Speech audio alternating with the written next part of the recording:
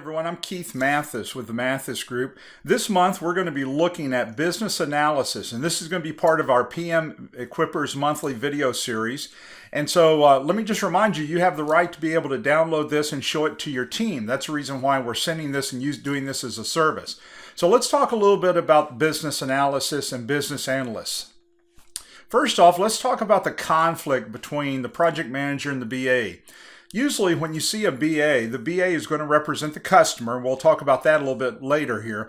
But sometimes the project manager feels that they don't know what to do because the project manager and the BA sometimes do a little bit of the same stuff when we talk about working with the customer. Well, the PM's not sure what their role would be when they have a BA working with them, and the PM is no longer needed for communication because the BA is taking on some of that communication, and the PM no longer needs to verify change orders or questions on the project scope because it's handled by the BA. And so these are legitimate conflicts that happen, and so roles and responsibilities have to be defined in order to make sure that this does not continue and that people do not get all tense about this, because it doesn't have to be. You can be supportive in this thing, and it doesn't have to be a tug of war.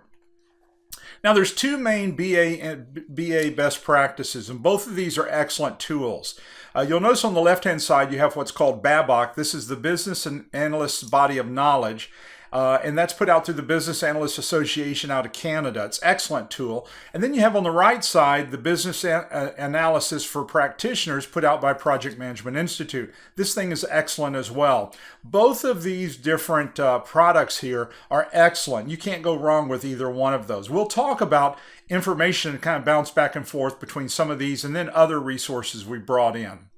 The business analysis plan is a comprehensive plan for completing all of the business analysis components, determining who to interview, as well as the details to make sure all requirements have been gathered from the proper stakeholders. Because the business analyst is connected to gathering the requirements and making sure that they understand the scope of the project, and then they represent the customer in the project team with that scope, it's very important to have a plan of who you're going to interview and making sure that you understand that scope to where you can eat, breathe, and understand exactly what the scope of work is from the customer's point of view. The business analysis is a set of activities performed to identify business needs, recommend relevant solutions that elicit document, and manage requirements. Now, because the business analyst is interacting with the customer, this is the reason why sometimes the project manager feels a little disconnected. But if communications increase, that can fix that piece right there.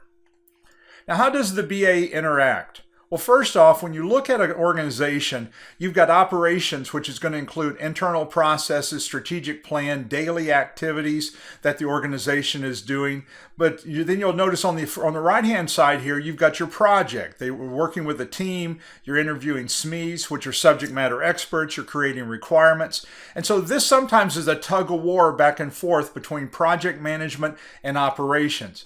Well, when you look at from an operations standpoint, the operations are going to have problems, goals, or needs, which is going to actually be translated into projects. And those projects are solutions or products that are going to be produced so that it can satisfy some of those problems, goals, or needs. Well, the business analyst is the person right here in the middle, because they're going to be talking to the customer. And in this particular graphic, we're talking about the customer being internal. They're going to be talking to the customer, and they're going to be representing that customer in the project team with the scope of work. They're going to be doing the analysis of what's going to be needed and what type of solution is going to fit that customer the best. Why are business analysts needed? Now, many of you, if you're a BA, you already know that the projections are great when it comes to the role of the BA. In many, depending on who you're reading, many of these researchers are saying that the business analyst's role and responsibility and position is going to increase some 25% in the next few years. Regardless of what it does, it is a great role for people to be in, but you've got to be a great communicator, and you have to be able to do the analysis. Project teams and customers can speak different language, and that's why the business analyst is there, is to make sure that you're taking the information from the customer over to the project team, and you're talking the language of both parties. Both parties need to understand their counterparts without using all of the lingo. Occasionally you'll see this, especially in IT world. IT is using a lot of lingo. The customer over here doesn't know what that is.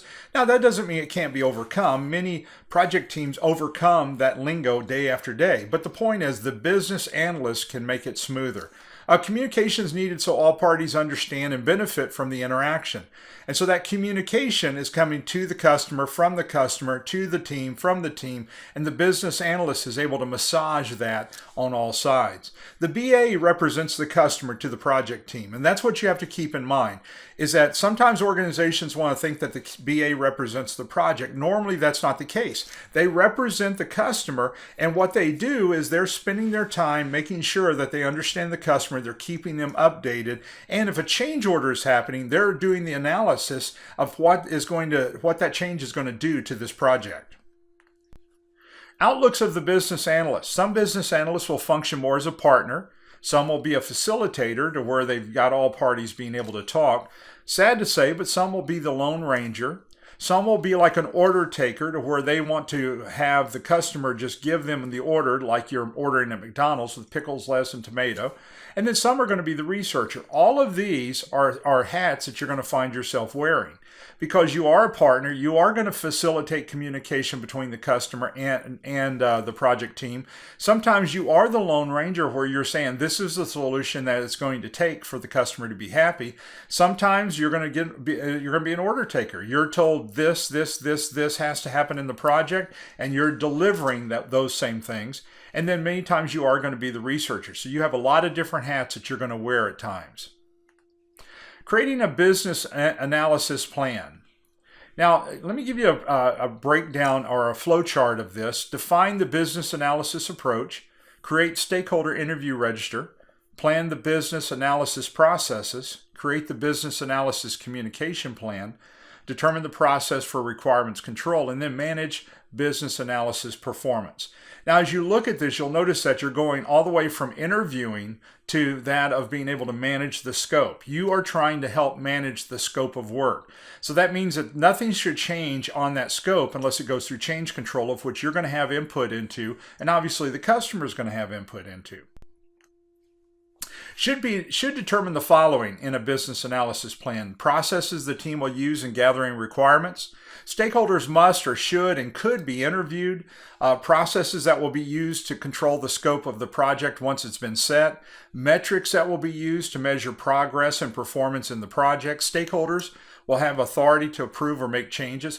All of this is important to being able to move the project forward. For an example, if we don't understand the metrics, the team could be measuring one thing and yet the customer could be measuring something else. So we have to understand what the metrics are and how we're measuring progress in the project. Requirements interview. Which stakeholders best understand the real needs of the project? Which stakeholders will be harder to interview due to distance or scheduling? Which stakeholders will be supportive and champion the project? Which stakeholders will be neutral or resistant to the project?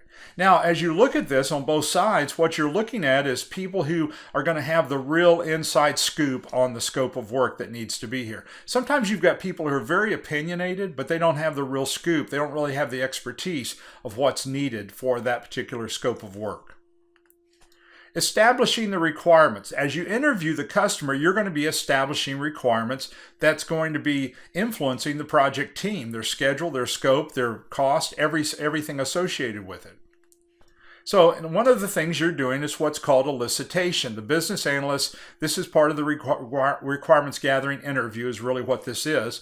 And so you're creating an elicitation plan, you're performing elicitation interviews, you're documenting elicitation discoveries, and you're confirming elicitation findings. Now, as you do these interviews, you're wanting to get above and below the surface and understand what's happening with this project and why they need this and why they need this particular scope. You're going to document this so that your project team can understand what the scope of work is, and you're going to confirm that what the customer wants, the team is doing. That's going to be part of the role of the BA. In requirements elicitation, it's the job of the business analyst to assist the stakeholders in defining the real problem or situation and to determine best approaches to resolve the problem or to create opportunities associated with the changes. Elicitation allows the business analyst to work with the SMEs and stakeholders to get these unknown needs, problems, and as quickly as possible. So as you're interviewing and you're trying to pull in the requirements here, you're trying to get to the heart of this. Projects are done either for opportunities or they're done to fix a problem or a potential problem. And so understanding what that problem or potential problem is going to make a huge difference. Understanding what that opportunity is or what they're trying to bring about will make a huge difference. Now, this is a kind of a matrix or a grid for a elicitation plan.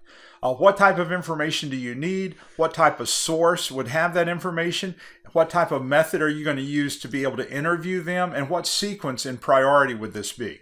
So as you look at this, what information, how many employees will be trained? We're going to do a training project here. Human resources would be the source. A phone conference would be able to get us that. What is the layout of the training facility? So you can look at building plans and facilities can describe what it is. It's a document analysis. What projection equipment do you have in the room? Facilities or executive VP would be able to tell you that in an interview. What size class do you want? HR, executive VP, and a phone conference. And tell us a little bit about the culture of your workers' experience on a daily basis.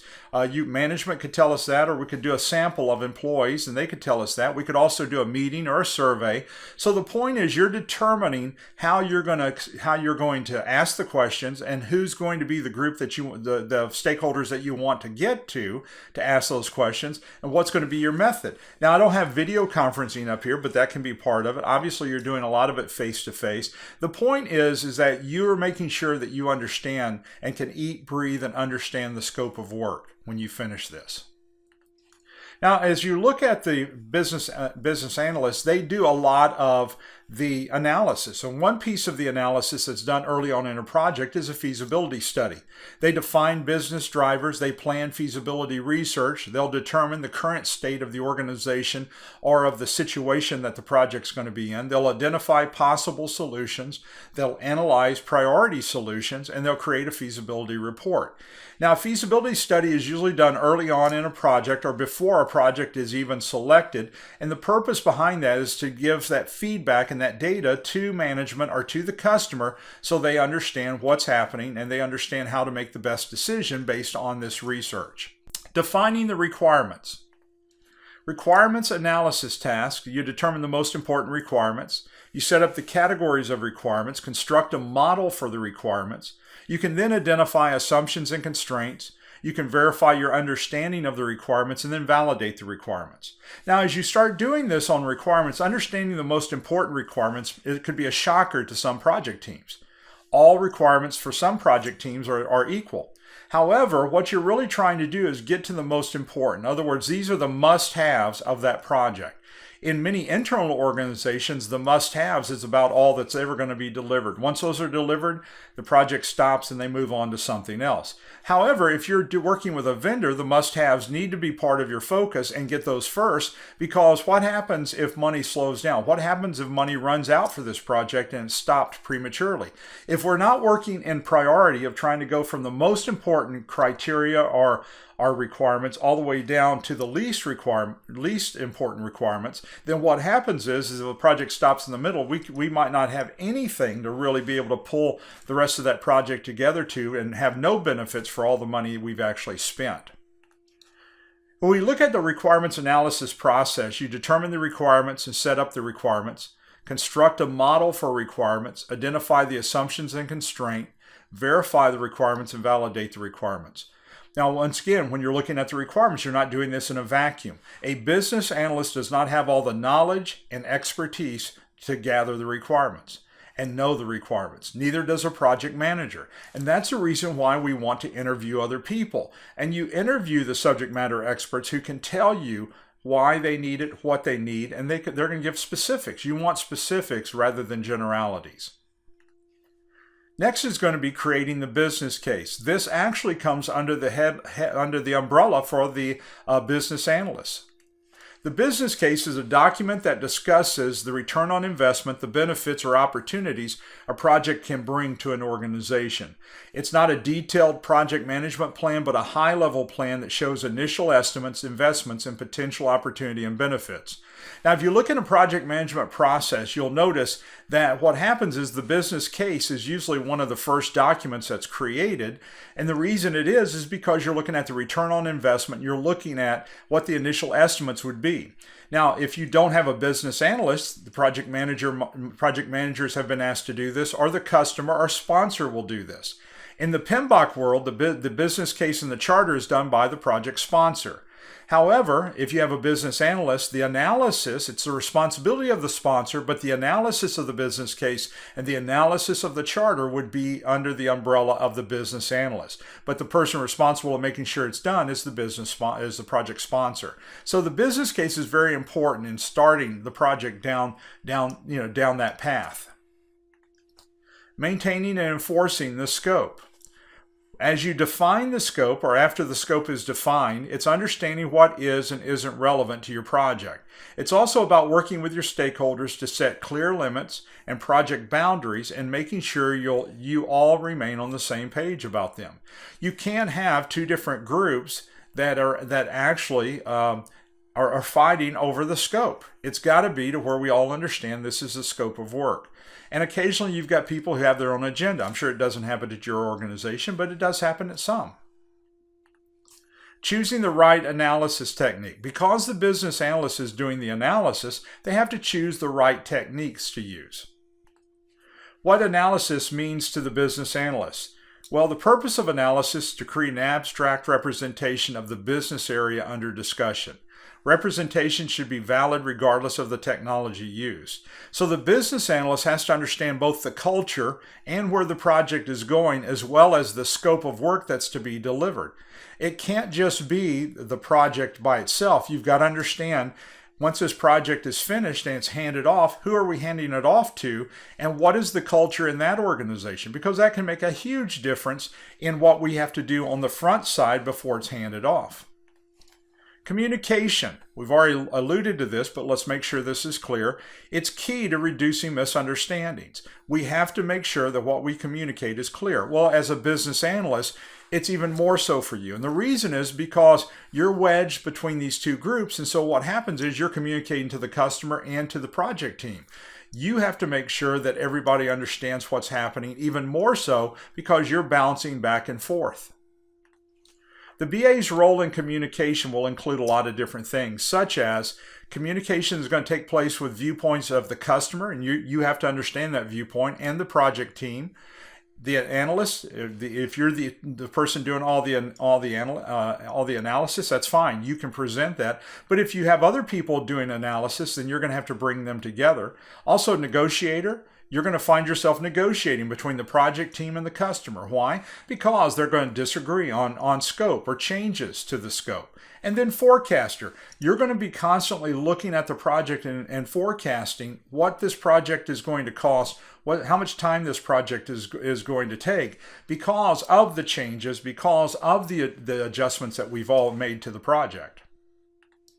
The BA as an analyst will take on the role of an analyst by conducting all the various research and analysis needed to make sure that the proper solution has been chosen and to determine why other approaches are not feasible based on time, cost, or quality as specified in the requirements documents. Now, as you look at the BA as an analyst, this is that researchy piece. In other words, you're not just slinging something up against the wall. You're looking to see why we've chosen approach A over approach B, solution A over solution B. That's going to be part of your job. Where do we go from here? All right, so now when you come down to the end of this and you're looking at the BA as a position, if you do have BAs in that position, even if you don't have BAs in that position, these skills are needed in the project team. But let me give you a couple of suggestions. First off, you want to educate yourself in areas where you might be weak. Analysis, interviewing, documentation skills.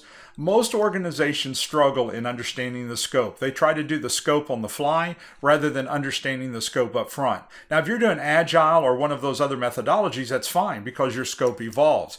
But if you're trying to run traditional projects and plan-driven projects where you know all the scope up front, then you need to make sure that you do a more detailed and thorough interview of the scope. Once again, you've got to eat, breathe, and understand the scope of work. Now, my suggestion to you would be that you would order copies for your business analysts or even your project managers of one of these documents. Like I said, both of these are good. You can't go wrong on either one of those. BABOK or PMIs. Both of these are going to be good. And so the thing is that this gives them some foundation to be able to read and do this. Also, if you are interested in having any training on this, we have a couple of courses on business analysis. We do one, which is the BABOK way, and we're actually going to be, we do on-site or live instructor-led virtual courses. And so the BABOK way is a 2-day course, and so we'd bring our trainer on site, or we can also do a virtual course if you have enough people to be able to tap in, and we could talk to you about that. So this one is Business Analysts, the Fundamentals. This is also a 2-day course, but in this one, what happens is that we pull all types of business analysis information together. And so we're not just using the BABOK like the other course, we're using also PMI and other books that business analysis, that has business analysis concepts in it. And this one, you don't have to buy an additional book. The previous course, you do have to buy a BABOK, and that's going to be part of your cost. In this case, you will use notebooks that we bring, and so you don't have any additional cost other than us and our trainer. But the point is that you're able to look at the business analysis and expose people to the requirements gathering process and the planning, communication, all those pieces. Now, as we close for the PM Monthly, talking about business analysis concepts, one of the things I'd suggest to you, if you have additional questions, please call at the 800 number. It's the Mathis Group, and there's our website. We'd love to talk with you, love to help you in any way we could. And I hope that you do take steps to be able to educate your business analysts so that they're able to do an even better job for you in communicating and gathering the requirements. Thank you so much for watching our video this month. Have a great week. God bless you. Bye now.